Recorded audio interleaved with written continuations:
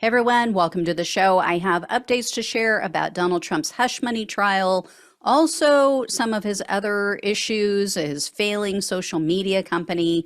So, first up is the trial. Both the prosecution and defense rested their cases today. The jury was dismissed until next Tuesday. Now, both sides met this afternoon with the judge. They're trying to hammer out the details about the jury instructions. And those are going to be pretty critical for the jury to understand what they're being asked to determine, guilt or innocence on. But before all of that went down, Trump ally Robert Costello was back on the witness stand, and it went even worse than yesterday, if you can believe it. Yesterday, as I mentioned, Costello was very rude to the prosecutor and the judge. He kept sniping at the prosecutor. He kept saying that, quote, the emails speak for themselves when he thought he was making a really good point. Yeah, well, that came back to bite him really hard today. The prosecutor asked Costello, did you pressure Michael Cohen into hiring you? You repeatedly stressed the fact that you have deep ties with Trump attorney Rudy Giuliani. Were you trying to intimidate him? Were you trying to pressure him? Were you trying to keep him in line? So Costello kept denying all of this, and he said, no, I didn't try to pressure him to do anything. Well, the prosecutor shared numerous emails that were sent from Costello to Cohen and other people, and they show that he did just that. The prosecutor followed up by saying, the emails speak for themselves, right? And they were pretty bad. For instance, in an email from Costello to Cohen, Costello referred to an in-person conversation that they had recently had, and he reminded Cohen about his close relationship with Giuliani and how they discussed that in person and how that could help him.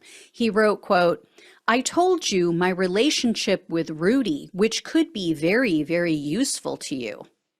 So he not only mentioned it in their face-to-face meeting, but then he reminded Cohen that he told him about this close relationship in this face-to-face meeting. So in another email, Costello told Cohen, quote, sleep well, you have friends in high places. And Costello admitted on the stand, yeah, I was referring to Trump.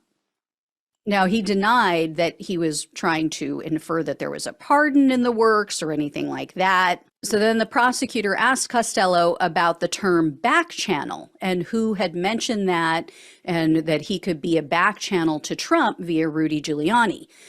He admitted again, yeah, that term was first posited by Giuliani, who at the time was Trump's attorney. And then the prosecutor really dropped the hammer on Costello. This was like the worst of it. I mean, she swept the leg with these questions. She said, quote, yesterday, you were asked if you cared about Trump's interest when you were representing Michael Cohen. You said no. Your obligation was to Cohen. You recall that? Costello agreed. He said, yes, I remember. And then the prosecutor showed the jury an email in which Costello asked one of his law partners, quote, what should I say to this asshole? He's playing with the most powerful man on the planet. The asshole he was referring to was his supposed client, Michael Cohen, the one he was looking out for. Then in another 2018 email to his same law partner, Costello wrote, quote, our issue is to get Cohen on the right page without giving the appearance that we are following instructions from Giuliani or the president. I mean, it doesn't get more blatant. It's just so disgusting that he was so clearly working the other side. He was so clearly working on behalf of Trump's interests, trying to keep Michael Cohen in line, trying to keep him quiet, towing the party line, towing the Trump line, and manipulating him the whole time. So Costello's credibility was just destroyed with his own words in writing. And Cohen had said repeatedly during his testimony, he didn't tell Costello the truth. He didn't tell him everything about Trump and everything that happened because he didn't trust Costello. So this just completely edified Cohen's instinct that he wasn't acting in Cohen's best interest and his loyalty was with Trump. The prosecutor also brought up the fact that Costello testified recently before Congress, just last week, in, another one of these Republican sham hearings. And she asked him, were you trying to intimidate Michael Cohen? You knew he was testifying in this case. Is that why you went and did that?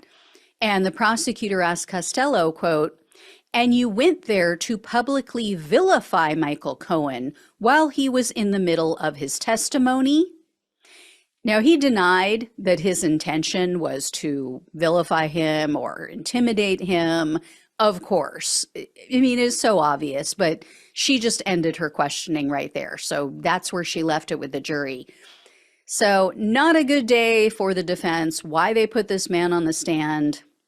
I mean, the only reason that I can conceive of is because Donald Trump forced them to. I mean, no attorney with half a brain, which by all accounts, these attorneys that Trump has are pretty damn good attorneys. So I don't think that they in a million years wanted to put Robert Costello on the stand. They knew better. They knew what was going to come up, but I guarantee Trump forced it.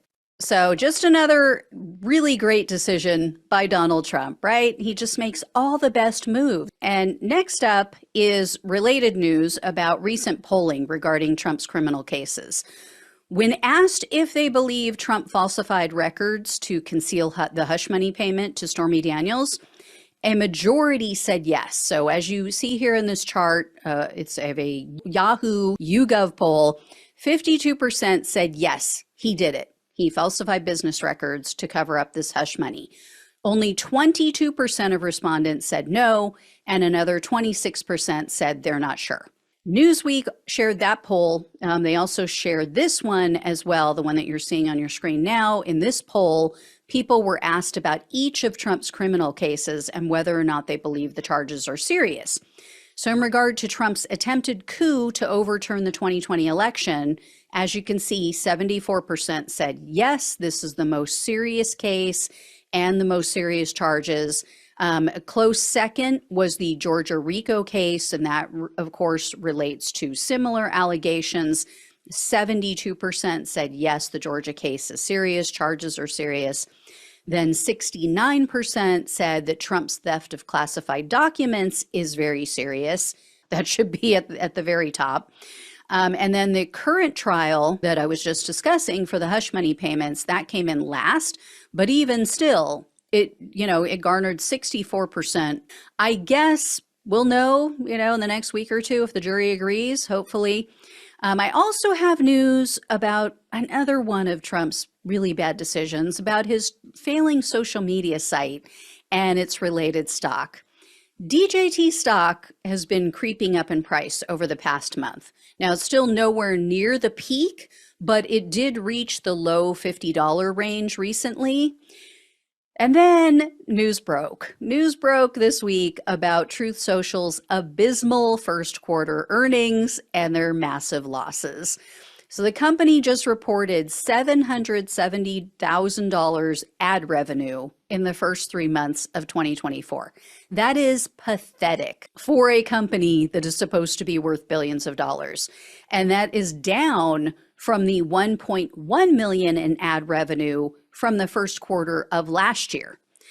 But this was the real kick in the crotch. Trump Media is reporting a loss of $327.6 million in just the first 3 months of this year. This makes last year's Trump train wreck, it makes it look like a win. I mean, remember, in 2023, the company reported a loss of $58 million for the whole year. So in just the first few months of this year, they've lost like 6 times that amount of money. And Trump was bragging after they merged with that special acquisition company. Oh, we have $274 million in cash and cash equivalents on hand. We're in good shape. I don't think you need to be good at math to figure out that a $327 million loss is greater than 274 million in assets. Now, I'm not saying, oh, they're broke, that ate up all of the funds. But they will be broke very soon if they can't either increase the revenue or reduce their outgoing. And I've mentioned before, they have little chance of boosting their revenue. You know, Liar Social, that platform only attracts Trump cult members and some members of the media. You know, so advertisers are not lining up to waste their money on ads to appeal to only a fraction of the population.